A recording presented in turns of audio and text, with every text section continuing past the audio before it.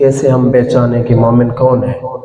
حضور کی حدیث پاک ہے، عن ابی ہریرہ قال قال رسول اللہ صلی اللہ علیہ وسلم من کان یؤمن باللہ والیوم الآخر فلا یؤذ جارہ ومن کان یؤمن باللہ والیوم الآخر فلیکرم ضیفہ ومن کان یؤمن باللہ والیوم الآخر فلیقل خیرا او لیصمت متفق علیہ وہذا لفظ البخاری۔ میرے محبوب کریم صلی اللہ تعالی علیہ وسلم ارشاد فرماتے ہیں، راوی حضرت ابو ہریرہ کہتے ہیں نبی علیہ الصلوۃ والسلام نے ارشاد فرمایا، جو شخص اللہ اور آخرت کے دن پہ ایمان رکھتا ہے تو اس کو چاہیے کہ اپنے ہمسائے کے ساتھ اچھا سلوک کرے۔ سبحان اللہ۔ اگر کوئی اللہ پر ایمان رکھتا ہے یا آخرت کے دن پہ تو اپنے ہمسائے کو نہ ستائے بلکہ اچھا سلوک کرے۔ اور میرے محبوب علیہ الصلوۃ والسلام نے پھر ارشاد فرمایا، جو اللہ اور روز قیامت پر ایمان رکھتا ہے اس کو چاہیے کہ مہمان کی عزت کرے۔ اور دوسرے لفظوں میں میرے محبوب نے فرمایا، تیسری بات، جو شخص اللہ پر ایمان رکھتا ہے اور روز قیامت پر ایمان رکھتا ہے تو میرے محبوب علیہ الصلوۃ والسلام نے فرمایا، منہ سے اچھی بات نکالے ورنہ خاموش رہے۔ اگر اچھی بات نہیں کر سکتا تو پھر خاموشی اس کے لیے بہتر ہے۔ یہ مومن کی علامات ہیں۔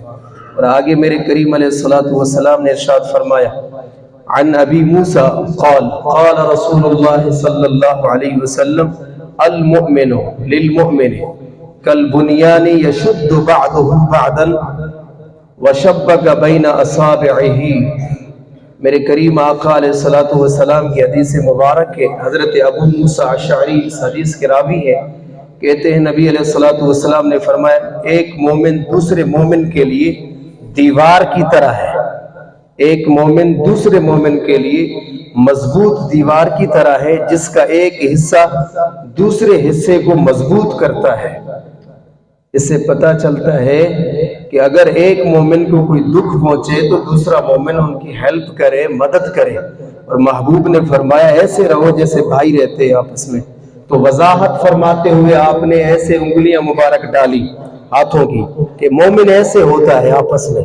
تو میرے پیارے بھائیوں، یہاں سے ہمیں سبق ملتا ہے کہ اگر کوئی پڑوسی ہمسایہ ہمارے ساتھ رہتا ہے تو ان کی دل آزاری نہ کریں، پڑوسیوں کا بڑا حق ہے۔